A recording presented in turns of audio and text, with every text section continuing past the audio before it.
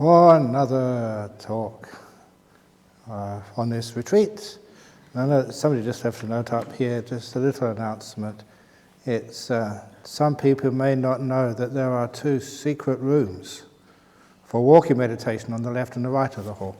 So the hall over there and the hall over here. Now, that hall in the back over there is for the beginner's walking meditation. That is for the medium. And this one over here is for the advanced walking meditators. People love that, they don't know. They want to get the grades, where are we going? And so I know that when we first started this sutta class in Nolamara, just teaching from the Buddha's sermons on a Sunday afternoon, to get people interested, to get people coming for the first time, I deliberately used a little bit of marketing, and I called it Advanced Dharma Class. And as soon as you said advanced, it's amazing how many egotistical Buddhists signed up for it.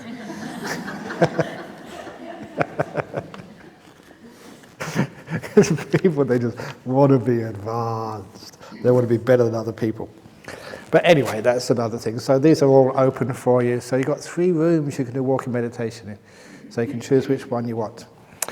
And the talk for this morning, it's a talk on the problems of meditation. Because I taught you how to do it, and it's such excellent advice, perfect instructions.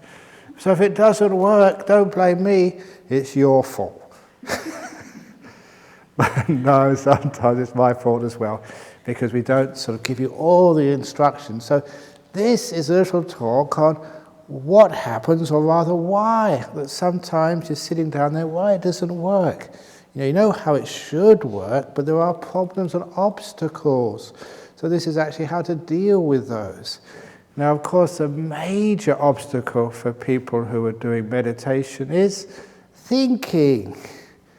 And some people might say, okay, every time you think, just take the mind and bring it back onto the breath or whatever else you're watching.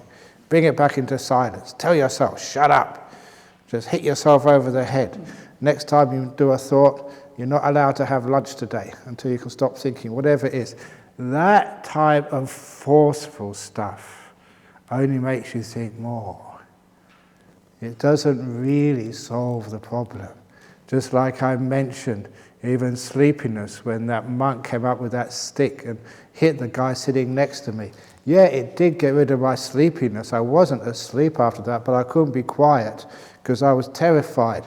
If I did one bit of letting go and not, I'd get hit too. That's not what meditation is about. So we don't use fear and punishment, in meditation. We're much more advanced than that. So if you want to be an advanced meditator, listen. Which means we start to say, not just that try and stop the thinking through willpower, but to try and stop it through wisdom power. And this is just a common feature of meditation. We don't use willpower, we use wisdom power. And what do I mean by that? Instead of trying to grab hold of the mind and stop it through the power of your will, which just makes you tense, all you do is, it reminds me of a terrible joke. I'm sorry, but it's my habit. Once it gets in there, I have to say it. About the man who went to the psychotherapist here, and he said, my problem, I've got an obsession. My obsession is that sometimes I think I'm a teepee. Wigwam, what the American Indians used to use. And other times, I think I'm a marquee. You all know what a marquee and a teepee are? Yeah, okay. And so the psychotherapist said, wow, that's weird. I've never been trained to diagnose that before. But so when you don't know what it is, you have to use your insight. And the light bulb came on, and the psychologist said, I know your problem. Person who sometimes thinks they're a teepee and sometimes thinks they're a marquee, it means you are too tense.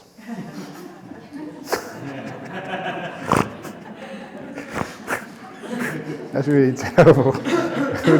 Really hopeless. But anyway, it stops you taking life seriously. So anyway, if you do willpower, you become like the wigwam marquee guy, you're too tense.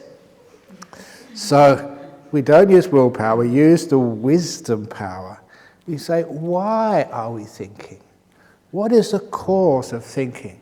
And so much of Buddhism is always saying, why? What's the cause of these things? Where does this come from? And when we understand the cause and root of these things, it's so easy to overcome. We look at the symptoms, the cause. So it's just like if you've got a headache, you just don't take an aspirin or a Panadol just to knock the headache on the head. Why have you got a headache? Now what's going on there? Is it a brain tumour? Or is it just because someone's hit your head? Why? So you find out why. Why are you thinking? Now, one of the main reasons why people think on a meditation retreat is because they are bored. In other words, meditating, and it's nothing going on there. So you think, my goodness, nothing going on, I might as well go thinking about something, because at least that gives you some meaning and entertainment. If it's a fantasy, it gives you entertainment. If it's solving a problem, you think, oh, this is useful, I'm not wasting my time. Now, number one, why is it in our Western world we're not allowed to waste time? It's one of the biggest sins in the Western world. Don't just waste time. Go on, do something. Don't just sit there. Do something, you're told from when you're very young. But in Buddhism, we have the opposite saying. We say, don't just do something, sit there.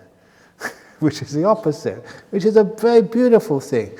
It's one of the reasons why in the Western world and now in Asia, I'm sorry, but the Caucasian Puritan work ethic has gone into Thailand and Sri Lanka and Singapore and Malaysia and also Korea. You work so hard. So we're going to try another ethic. Don't just do something, sit there. But we do, after a while, we don't find enough meaning in silence, which means we don't give it value, we get bored, we don't see why silence. So a lot of times, in order to overcome the tendency of the mind to keep thinking and keep fantasizing and planning and remembering, we try to put more value and find more meaning in silence.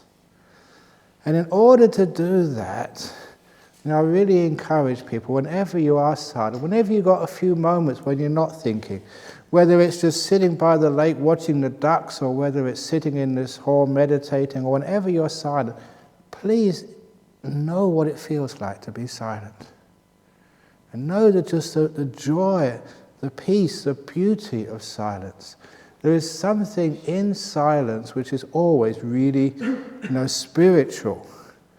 Now, sometimes those of you who live in places like Western Australia, you may have had the good fortune to go really deeply into the bush. Hundreds of miles for the nearest even house, let alone city, where it's incredibly quiet. And where there's just no sign of human habitation at all. And the silence, the peace just stops you thinking. And it is a religious experience when you're totally still because nothing else is moving. Or you can go into a deep cave. I remember many really nice caves I used to know in Thailand. And you go in there, nothing is moving at all. And it's so silent. It's that silent that it stops you thinking. It's like the silence outside just seeps into you and you just can't think. Because the silence is so meaningful, so beautiful, so profound. It's really deep. And it used to be the case that all religions would put meaning into silence rather than the words. And I do recall as a young man just going, shopping or doing business in the city of London. And it was just so stressful and tiring, as you would know. I don't know how you manage to do shopping these days. It's great being a monk, you don't have to do any shopping. So I remember doing all that shopping and getting so tired. But there were always these churches and cathedrals in these European cities. And one of my favourites would be Westminster Abbey. It was a huge place. So, when you're really tired and just wanted a bit of peace and quiet, you just go in there. I was a Buddhist at that time, not a Christian. But I'd go in there and it was just so quiet. You can go and sit down somewhere and just relax in this huge caverns of stone with the ceiling way up there. And even though, you didn't have to be any religious at all, but that was really calming and peaceful and soothing. And you go out after half an hour and you feel really, really good again. But I remember the very last time I went into Westminster Cathedral, maybe about 2 or 3 weeks before I went to Thailand to become a monk. I went in there really tired and just wanted to sit down and have a bit of stillness. And in the interval since the last time I went in there, whoever it was, it installed a PA system with speakers in every corner and chapel of that huge complex. And they were having piped sermons, if not sermons, advertisements for the next service. And they desecrated the silence. It was not still anymore. And I went away really, really disappointed. I thought that was sacrilege. In a very holy place, which was a monument to peace and stillness and vastness. They destroyed it with all these words. But still, there was other places you could find. I used to love going into the Highlands of Scotland, where again, there was nobody around. And then it was just so quiet. And the quietness, the stillness, when nothing was moving, was so helpful for me to relax. And maybe another experience was when I went to visit our sister monastery in England, in Sussex. And I was very stupid when I was a young monk. Whenever I went to visit my family, it was at Christmas time. If ever you want to go to Europe, do not go in December and January. It is freezing. It is dark. I still remember, just as a school kid, you go to school at 9 o'clock in the morning, it was dark. When you went home in the evening at 3:30 or 3:45, it was dark again. It was high up in the northern hemisphere. The sun only came up about 10:30 and it went out again at 1:30. There was hardly any daylight at all. It was such a depressing place. If you want to know why sort of Britons have a stiff upper lip, it's because it's freezing there. It's frozen. This is the only reason why. And it's just a depressing place to go. But there was always sometimes something fascinating in the winter. And there was this one time I was visiting this monastery in Sussex, and it was really cold that winter. One of the coldest winters. Because I remember they showed me the front page of the newspaper, minus 26 degrees centigrade that night. And being a British newspaper, underneath that was the headline, "Even the beer froze." Crazy, stupid things. But it was really freezing. Okay, and so because I was a visitor, I had no duties. All the other monks were busy doing this and doing that. But I was free, so I went out for a walk. Only mad, not even dogs go out in that weather. Only mad English monks go out in minus 26 degrees centigrade. But it was an amazing experience because no one else was out in the forest. There were no cars on the roads, all snowbound. No animals were out and about, they were all hibernating. Even there was no birds flying in the sky. They also were hiding from the cold. And I remember walking in that forest as if you were the only person on planet Earth. When I stopped, the universe stopped with me. Nothing moved. There was no wind, no aircraft up above, nothing. It was perfectly stopped. And to this moment I can recall that incredible, powerful silence and stillness. That was just so beautiful, so gorgeous, so fulfilling, so meaningful. And it's because of experiences like that that whenever I see even a glimpse of silence in my mind, I think, wow, this is great, this is brilliant, this is so beautiful. And it's when you get to know that silence inside and really value it and find meaning in it, it means when it does arrive, you will never ever disturb it by having your own internal PA system installed in your brain. You won't sort of sacrifice that for a stupid thought. It's just too valuable for you. So part of the development of meditation is having enough silent moments in your life, especially enough silent moments in your mind, to value them, to realize that this is a sacred experience. This is important, and it gives you more meaning than any answer from any thought can ever give you. And you know this, you feel it. You know, you don't need to say anything. The silence, yes, that's where the answers are.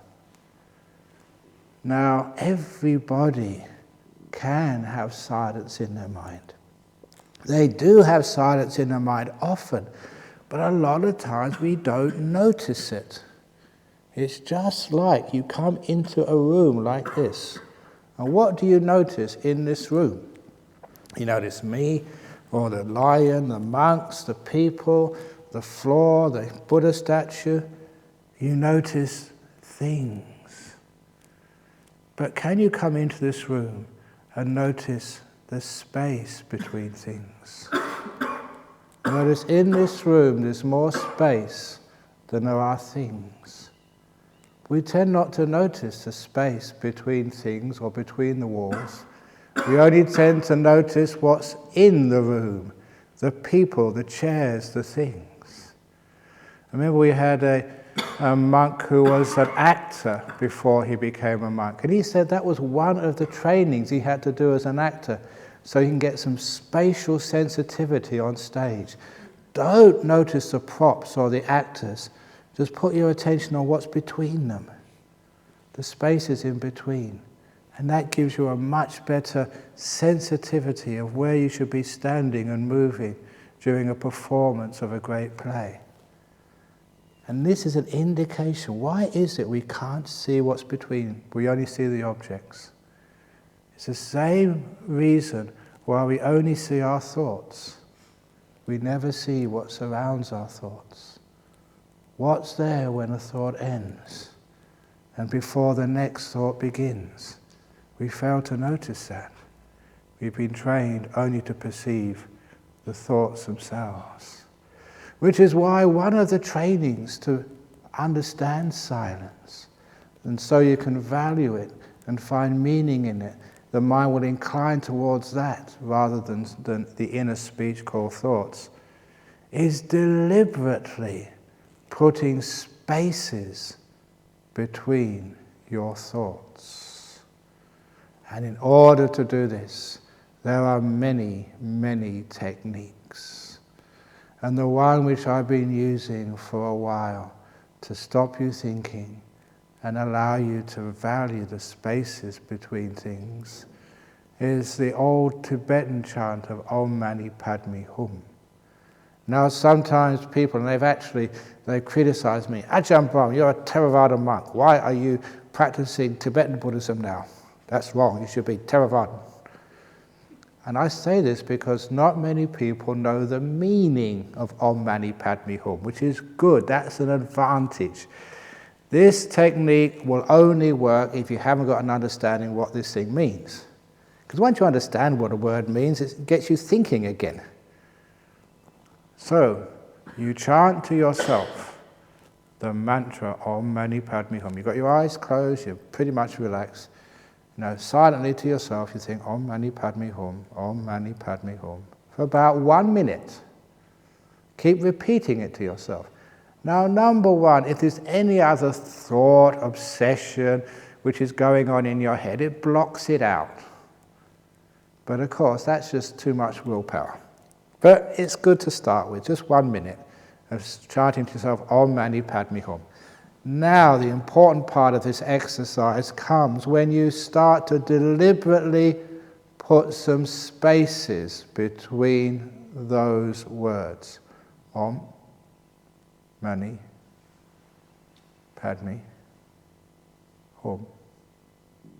Om Mani Padme Hum. And you start to listen to what it feels like in the space between those words. If you pay attention, it's beautiful, it's profound, it's a time of inner silence, even though it's only for a couple of seconds. And then you do that for about another minute or two, and then another minute or two, you lengthen those spaces. Om Mani Padme Hum. Om. And if a thought comes in those gaps, close the gaps up and go back to Om Mani Padme Hum. It means you weren't quiet enough, you weren't settled enough. You close the gaps up and then you gradually open them up again. Thought comes up, close them and open them up again. And as you do this, you're adjusting the spaces according to how calm you are. And you soon can use this to open those spaces up for a long period. Om Mani. And during those spaces, not a thought comes into your head. You are quiet, you are silent. And that gives you the opportunity to experience the mind which hasn't got a thought, which knows without giving anything a name, which can feel without having an inner conversation about it. Number one, you can recognize what this incredible silence beyond thought is like. You know what it is? Well, we're talking about inner silence. We were talking to Ping Pong yesterday. He said some people think, you can't exist without thinking. You have to think, otherwise you're dead. And now you can know that. For your own experience, you're experiencing long times when you've been aware, but no thought has been happening in your head. Now you experience that, and you find meaning in it. It's incredibly restful. It's like you get some energy back into your brain. After a while you realize you have abused your brain. We have child abuse, we have spouse abuse, domestic abuse, we have abuse of animals. The biggest abuse in this whole world is how people abuse their poor brain. I really want to start a society, the Royal Society of Prevention of Cruelty to Brains. And you'll all be charged with offences. Pushing your brain beyond its capacity and limit, and that's what's called stress. And how do you actually be kind to your brain? Give it a break. Have some silence and peace inside. And it is peace of mind. So many people look for that. They think, when I've settled things, when I've got justice, when I've got closure, which is a common word these days, no one really knows what closure actually is, because nothing gets closed, it keeps on going on. But this is what real peace of mind is. The space between the Om and the Mani. Om. And after a while, you get addicted to that, which is good. There are some addictions which are very good. Addicting to keeping precepts is good. Addicting to being healthy is good. Addicting to meditation, addicted to being compassionate is good. So not all addictions are wrong. I've got an addiction. I'm addicted to water. I have to drink it every day. I'm addicted to it. And of course it's good for you. I'm addicted to air too. You know, I can't go a few minutes without having another hit of oxygen. So just because you do it often, it's an addiction, doesn't mean it's bad. And these are really good addictions, addiction to silence and its beauty. Because once you do that, what it means by addiction is you value its meaning, its joy, its power, its benefits to you. You know what it's like, and it's just great to be silent. You know, after a while, you know, you appreciate the space between thoughts so much in your life, you just don't want to think. And what am I thinking for? This is rubbish. This is just so much noise between my ears. And so much of it is just totally useless spam like you have on the computers. I don't know who sends me all these thoughts, you know, but it's, you know, somebody's got the email address of my brain and keeps sending me all these spam thoughts, you know, to enlarge your you-know-what, or to, you know, invest in this company which is going to make you a fortune, or whatever else spam you get on your emails. And that's what sometimes comes in your head. And this is the delete button, to be able to value this peace and the silence more. Which means that you just don't have to think. You don't think unless you really need to. Instead of just being obsessive thinkers, thinking about things which have got nothing to do with you at all. It's amazing that, you know, you can hear somebody speaking, maybe in the room next to you, and people say, what did they say? Were they talking about me? What's going on? It's amazing how we obsess with things. So here, we're being addicted to the silence, the space between things. And we start to come into this room and we notice the huge amount of empty space in here, instead of all the people and things. Which is one of the reasons why we try and keep this empty, not having too much stuff in these rooms. And when you go home, you can empty out your living room and bedroom, not having too many knickknacks, which are sacrificing the space and the emptiness. You value space and emptiness rather than things. Can you see how this overcomes the material obsession of our modern cultures? Where all we ever see is things, never the space between things, never the emptiness, never what was there before, only what's there afterwards when we put something in this beautiful emptiness. Why do we do this? Why is it when anybody, this Western culture, they climb a mountain and what's the first thing they do on it? Put a flag on top. And the next thing they do? A restaurant. Or a wine bar, or something up the top. Can't they leave a mountain alone? They've done it already the first time they landed on the moon. They can't leave it alone, they've got to put a flag on there. It's only a matter of time before there's a restaurant up there. or some souvenir shop or something. They'll have a shopping mart up on the moon or something. They'll make a buck there somewhere. But why can't we leave it alone? Why can't we have this beautiful mind and stop putting all this stuff in it? Now, I'm going back to the obstacles in meditation. It's because we don't value the silence. We don't know it, we don't give it meaning. That is why so many people, they meditate 15 minutes, half an hour, they're just so peaceful. And then they either go off into thinking or they fall asleep. Why is that? Basically, you've had enough of silence. You can't take any more peace, because you don't value it enough. And the other thing is we still have been trained in Western traditions always to assume if you're going to get wisdom, if you're going to solve your problems, you've got to think about them, you've got to do something about them.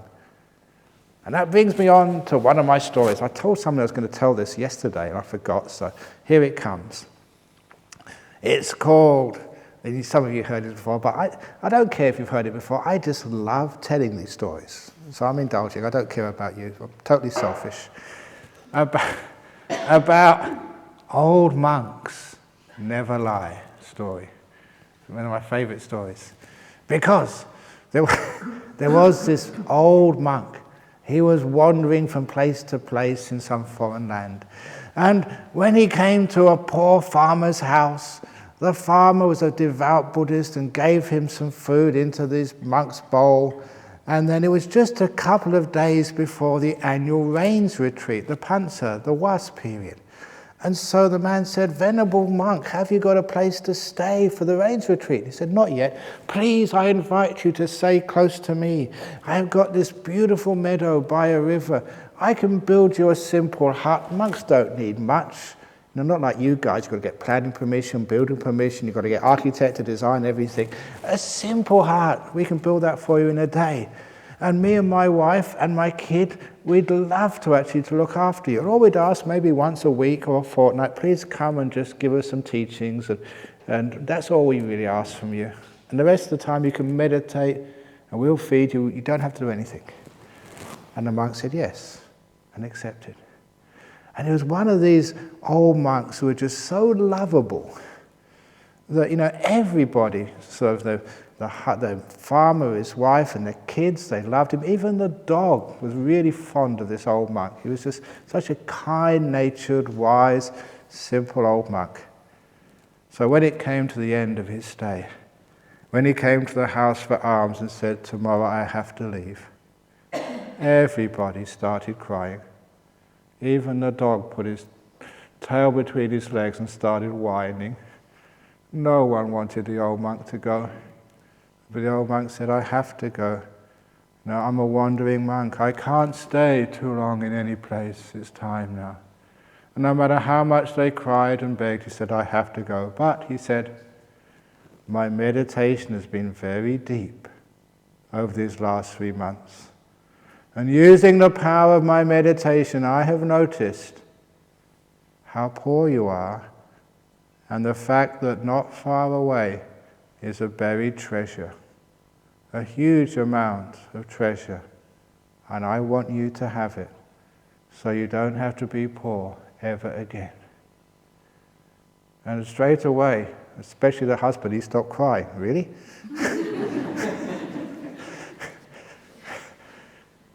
But the monk said, "You have to follow my instructions 100% accurately." And so they all listened.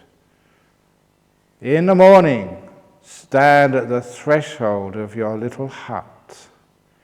Pick up that bow and arrow which you use for hunting." I don't really approve, but you're so poor you've got no choice. "And wait for the sun to rise over the horizon. Face the sun. Let the arrow fly, and where that arrow falls, you will find a great treasure." "Thank you," they all said.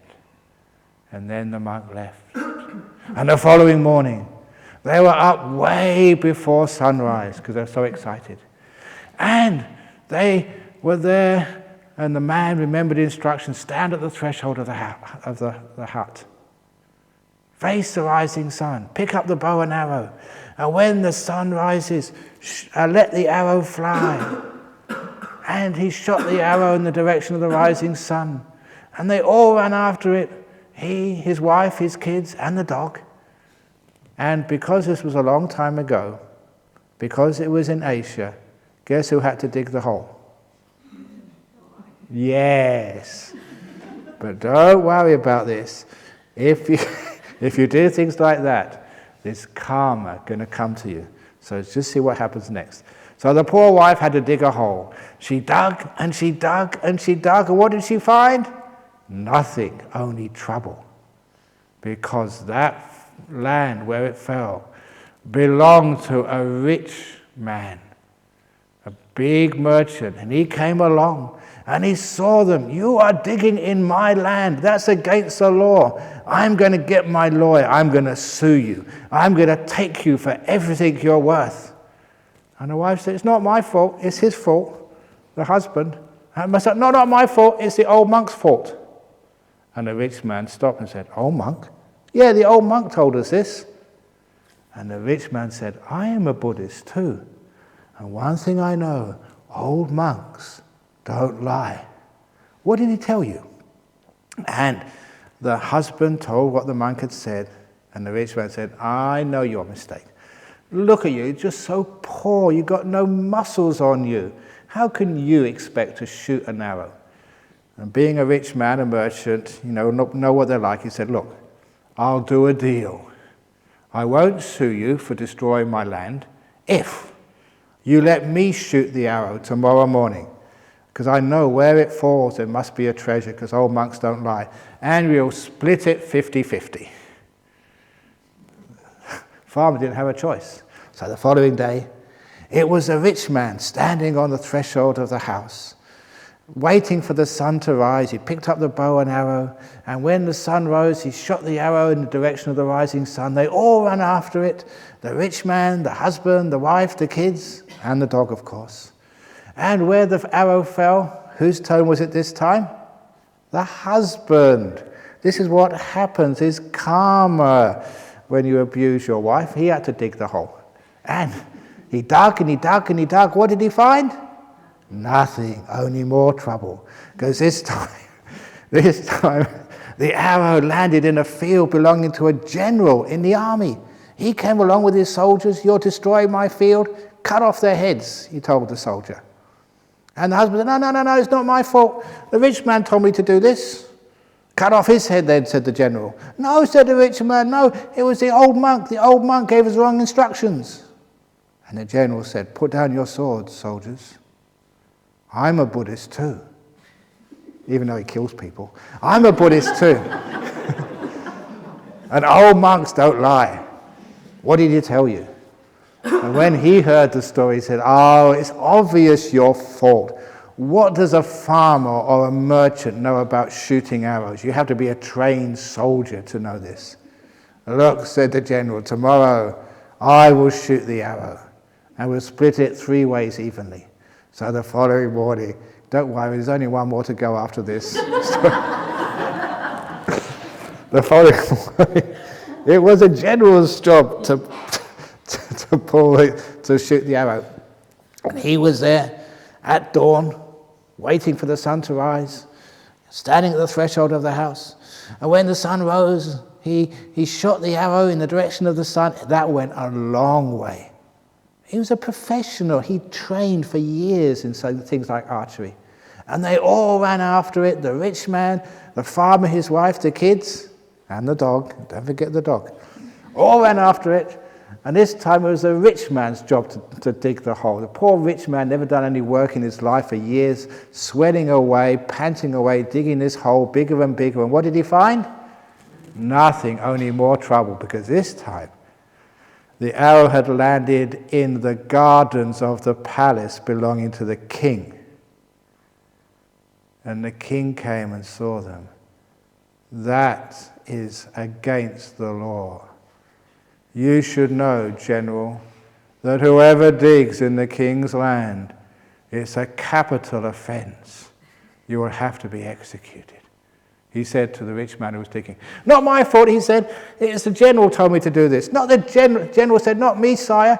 This family of farmers, they got us all into trouble. It's their fault. And the family of farmers, a farmer said to His Majesty, it was the old monk told us to do this. Old monk, said His Majesty the King, old monk, because old monks don't lie. What did he tell you? And he told him what there was said. And the king said, this is weird. I can't see what you've done wrong. He said, what I will do, I'll put you all in jail for a few days until I can find that old monk and get to the bottom of this. So he put everybody in jail, including the dog, and went searching for this monk. They soon found him, brought him back to the palace, and interviewed him and said, interrogated him, "Oh monk, what have you done? You've got all these people in trouble. I'm going to execute them, probably." And the old monk said, "They got into trouble, sire, because they did not follow my instructions. Just like all my students who come to my meditation retreat," said the old monk. "They get into trouble because they don't follow my instructions." I had to put that in there. "What have they done wrong?" said the king. "Look," said the old monk, "I will show you tomorrow. Tomorrow you can follow those instructions, Your Majesty, and I guarantee 100% that you will find the treasure. And I would ask you to split it 4 ways. Even your share, King, is more than you could ever want. Imagine just how rich you will make the poor family of farmers. And the king was interested. So the following morning he was there, at the threshold of the house just before sunrise. And he stood at the threshold, he looked around at the old monk, and the old monk said, "Correct, sire." And then he picked up the bow and arrow, looked at the monk again, "Correct, sire." He faced the rising sun. "Correct, Your Majesty," said the monk. He put the arrow in the bow, was about to shoot it as the sun rose. "Wrong, Your Majesty." "What do you mean?" said Your Majesty. "I never told you to shoot the arrow. I said, let it fly. Let it fly. Don't do anything. Let it go." And the king was wise enough. He opened up the thumb and forefinger, and the arrow fell right between his feet, right where he was standing. And they only dug a small hole and found this amazing, immense treasure, enough to satisfy a king, let alone the family. And the meaning of that story is, number 1, follow my instructions. Because number 2, old monks don't lie, and I'm old now. And number 3, let go of the arrow of craving. Stop wanting things. And when you stop wanting things, where does the arrow of craving fall? Right where you're standing, or in your case, right where you're sitting. And there you'll find a treasure which is more than enough to satisfy a king, let alone you. That's where you find the Dhamma. Stillness, peace, bliss, jhanas, enlightenment. Let go, and the arrow of craving falls right where you are. Do you believe me? You should do, because old monks don't lie. And that's a brilliant story. That was told to me by an Arab gentleman at the airport when I was waiting there one day. Brilliant little story. I don't know where he got it from. Of course, I've adapted it a bit, as I usually do. That's what stories are like. Stories go round and round and round, and everybody who retells it adds a little bit more, gives it life, it evolves. So that's why I love telling stories. And you probably noticed, if you heard that story a few weeks ago, or a few years ago, it's totally different, because it evolves and changes. So, which is quite nice. But the purpose of that story is, if you let go of the craving, especially for thoughts, then where your mind stops is right here, which is the other point where we think. We send our mind out, like shooting an arrow, in 2 directions, either into the past, thinking that if we shoot the arrow in the past, there we will find a treasure of forgiveness or justice, trying to settle old scores. We'll find treasure and meaning there. And you don't. You can dig a hole in your past, dig, find out what happened, who was responsible, why they did it. And what do you get? Nothing, only trouble. You shoot the arrow into the future, planning and sorting everything out, thinking, if I shoot the arrow into the future, there I will find happiness, meaning, wealth, fulfillment somewhere in the future if I plan it right. And you dig into the future, and what do you find? Nothing, only trouble. Let go of the arrow. And where it falls, right here, right exactly where you are, right now, on that little seat or that little cushion you're sitting right now. Drop your arrow craving here, and you're sitting on it. This huge treasure of stillness, freedom, enlightenment. That's one of the reasons why we think. Because we want, we desire, we assume that if the arrow goes over there or goes over here, then we'll be happy. And all of your life, always seeking for happiness. When I fix up this problem, when I win the lotto, when I find the love of my dreams, or when I get divorced. It's always then I'll be happy. Or something, when I die and I get rid of this terrible body, then I'll be happy. When I get jhana, then I'll be happy. When I get enlightened, then I'll be happy. You're shooting the arrow in the wrong place. So many people want to get enlightened. They shoot the arrow towards enlightenment. They go running there with their dog, dig it and get nothing, only trouble. So stop that. Remember the old monk's instructions. Let go, arrow of craving. And it stops. And with it, stops all your thinking. Because all your thinking is all to do about the past or the future. In the present moment, you can't think. If you really are in the now, because you do need like some idea of the future to plan or be anxious or to be afraid. Okay, now, but fear is, wow, the next moment I'll be in trouble. The next moment I'll be dead. The next moment I'll be in more pain. The next 5 minutes they'll have to take me to hospital. I'm going crazy. It's always going somewhere causes you fear. I'm here now. I'm okay, not crazy, not dead yet. Next moment, who knows, but not now. You can't have fear of the future when there's no future. You can't have anxiety, plans, not even lust or desire. That's for the future somewhere. So put your mind right in the present moment. And all anger and guilt, being depressed, being frustrated, that's all about the past. So imagine when there's absolutely no past left at all, just this present moment. Then you've got no anger. With actually desire and also ownership. You know, I said be a visitor rather than an owner. I told a few people the story that about a year, 2 years ago, when I went to visit my mother, she has dementia, or had dementia, she's dead now. When I went to visit her the last time in this home in the north of London, where she had to be because she couldn't look after herself, I went in there with my brother. She couldn't recognize either of us. I thought she'd recognize me at least, because I was the only person dressed like this she'd seen for years. But no, she didn't know who I was. But the interesting thing was, when I went into the place with my brother's first comment when he saw my mother, that's not her dress. She was wearing somebody else's dress, because my brother was looking after all such things for her. And then he smiled at me and said, yeah, this is not the first time she does this, because these are people with dementia. They can't remember which dress is theirs. So if they see a nice dress they like, they just go and put it on and wear it. And so someone else was wearing my mother's dress. She was wearing somebody else's dresses because they had no sense of ownership at all. Wasn't that beautiful? That's almost enlightenment. What's the difference between demented and being enlightened? Well, they've got some similarities, but there's a lot of differences as well.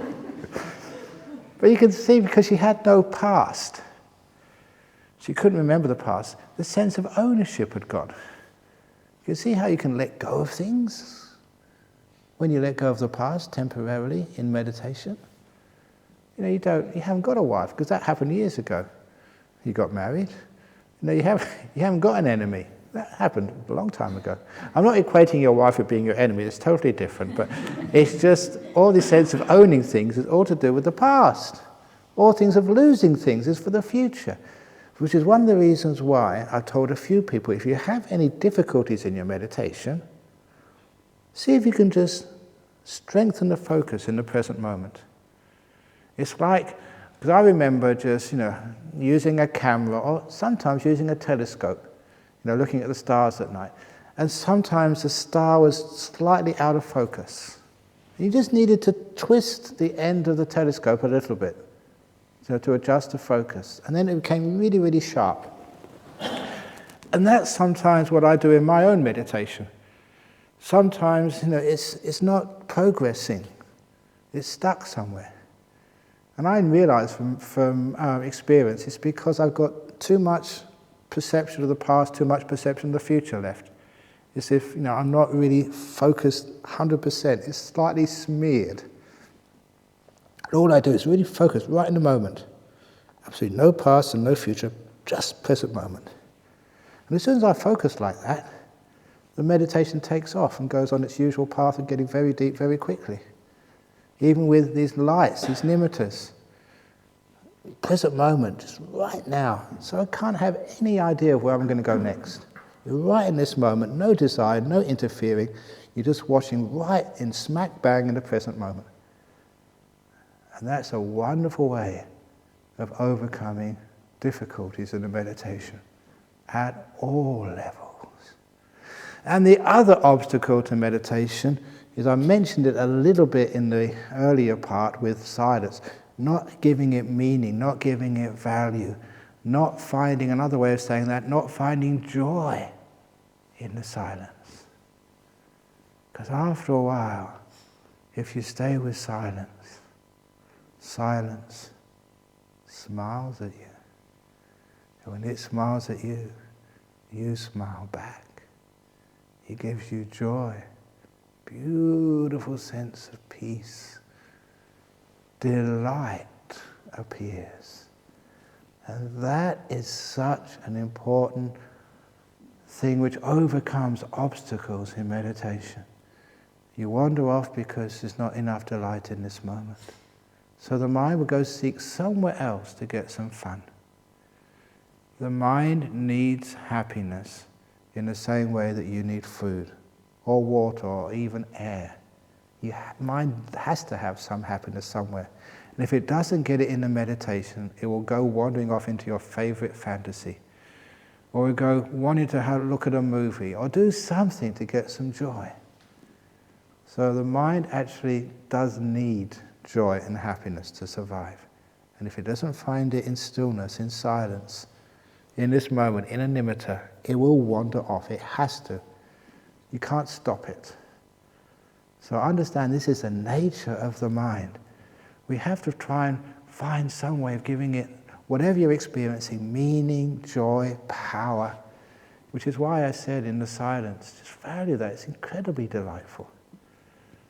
When you have sort of a nimitta, delightful, you have to try and see that. Unfortunately, some of you have got the idea that meditation is boring, sitting there doing nothing, just what you're spending your whole week for. You've only had to beg for your boss to get a week off, and you travelled a long way to come here, jet lag, paying a lot of money for the airlines, and to come here just to bore myself for 9 days. I could do that at home. Now, if it's not getting bored, after a while, you learn how to get delight. And the very fact that I keep promoting this joy and delight in meditation, it means you'll start looking for it.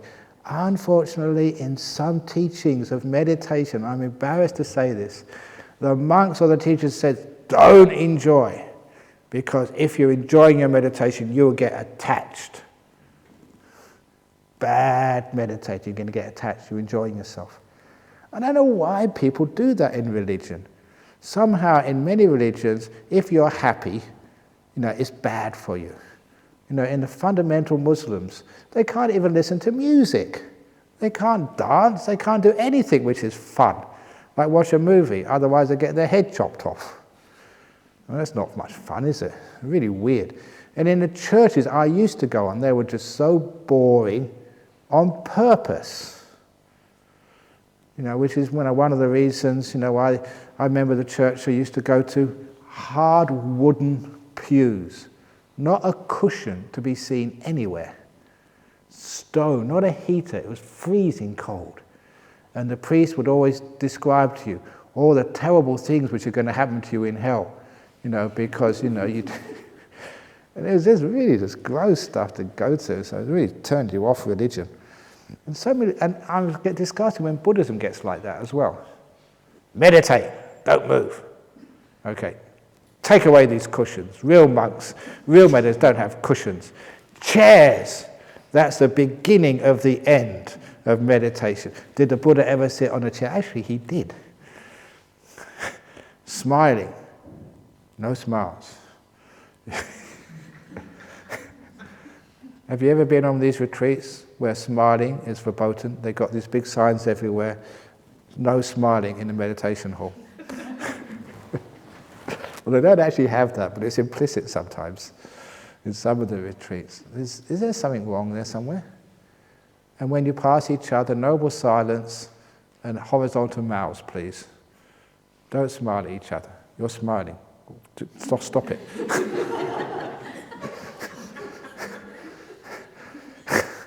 You're not allowed to be happy because you get attached.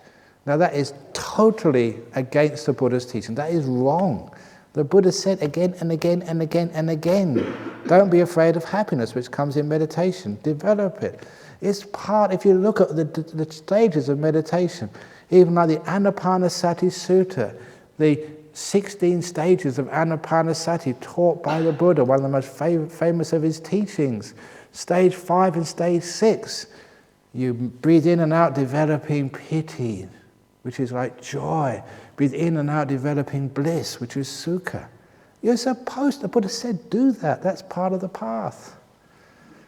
And it's there so many times. That's what's really good. Don't listen to monks like me. Old monks are okay, because old monks don't lie. But young monks, young no. No. Listen, see what the Buddha actually taught. And it's great now you have the opportunity to see these suttas, open them up for yourself and read it for yourself. And you see it there. It's a happy path. The Buddha once said, this is a path without groaning. So, well, lovely quote. No groans. If you're groaning, this is hurting, this is terrible, another hour meditation, you've lost it. It's not the path. The path is a happy path. And that happiness, when it does come up, please don't throw it away. Don't think, something must be wrong, I'm enjoying this. This is what's supposed to happen. And I mention that because a lot of you, unfortunately, you've got it in your head somewhere that you don't deserve to be happy. Maybe because of your upbringing. You don't think you're good enough to be happy. And that is a powerful, the psychotherapist here, you would know that is one of the biggest obstacles for human beings. The lack of self-esteem, which translates in, they have a good relationship, but they break it up because they don't think they deserve to have such happiness. Meditation, it starts to take off. No, not me. I don't deserve it. I've been naughty, I've been bad. I'm evil. I don't know what I've done, but I've done something. And this is one of the big problems. You deserve to be happy. Which is why, Danny's got these somewhere on the computer. On every meditation retreat, I usually give a few people happiness licenses. Because many people respect me. This is on a letterhead, and it's a license like a certificate you get after you graduated. It said, this license gives permission, to say, Dania Percy, to be happy at any time, for any reason or no reason in particular. Signed, Ajahn Brahm. I have to give you permission to be happy. Now, you may think that's a joke, but actually it's quite powerful. That actually works. Which means that you're meditating, happiness comes, and you let it happen. It's part of the course. You develop it, you value it as important. Because once that happiness starts to come, you don't have to put any force or effort anymore. You're sitting there because you like to meditate. It's joyful, it's fulfilling. Because the mind is getting its hit of happiness, you don't have to think or fantasize. But if it doesn't have that hit of happiness, eventually the mind will go somewhere or other, looking for it. But when it's right here, then you're having a great time. That is the secret of stillness. Getting the happiness up. First of all, you have to manufacture it a little bit. But after a while, it's there. And you carry on meditating. And you don't have to start asking, I've got delightful breath. I'm sitting there, breath going in, breath going, having a nice time. What should I do next? What do you mean, what should you do next? You're having a great time. Isn't that enough? So it's a what should I do next? The whole idea of getting further or deeper. There's something more. Shooting that arrow, over there somewhere, instead of letting it fall where you really are. This is where the treasure is. This is where enlightenment is. This is where the blisses of jhanas are. Sit under the tree, be perfectly still. Out, the mangoes fall into your hand. Once you get that bliss there, starting to come up, it gets bigger and bigger and bigger. The obstacles at that stage is interfering with the process. Stop it, sit still. Like that simile I gave the first night about holding the water perfectly still. You can't do it, and I put it down, and it becomes still all by itself. The obstacle to meditation in this time is Is it still yet? Oh, okay, not yet. Is it still yet? No, not yet. Still yet? No. You keep interfering with the process. It will get still. Be a bit patient. Wait for it to happen. Don't keep interfering. So you get this beautiful nimitta. Oh, nimitta, is it jhana yet? Leave it alone. So that's the finer obstacles to meditation. So if you're having fun, that's good enough. Just stay there. It will snowball. It will get bigger and bigger in its own time. Your job is just to be still and let it happen. So those are, I've gone over time again, those are some of the obstacles of meditation. And a nice little story inside, which is a very deep and profound story, and a very beautiful story about letting go of the hour of craving. Because, little by little you tell it on a long story until the image, the most important thing, actually sticks to you now. You just say, let go of the hour of craving, people forget that. Tell a nice story with a nice ending, and people remember it. That's why I do tell those stories. And all the other things which I've said there, including if you're still thinking, haven't stopped yet, try the Om Mani Padme Hum.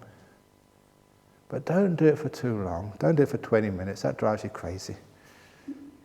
So, Om Mani Padme Hum for maybe 15 minutes at most.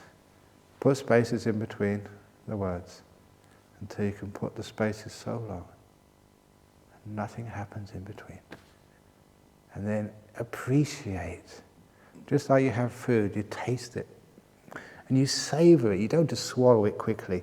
Savor the silence. Really get to know it and enjoy it to the max. Because that will recondition your mind to be inclining towards silence more and more and less towards thinking. You find you're naturally silent. Because the mind recognizes its value and its meaning. So there you got a nice deep talk on the obstacles of meditation. So now there's no problem anymore. Jhana's this afternoon. Sadhu, sadhu, sadhu. And that's also why I do stupid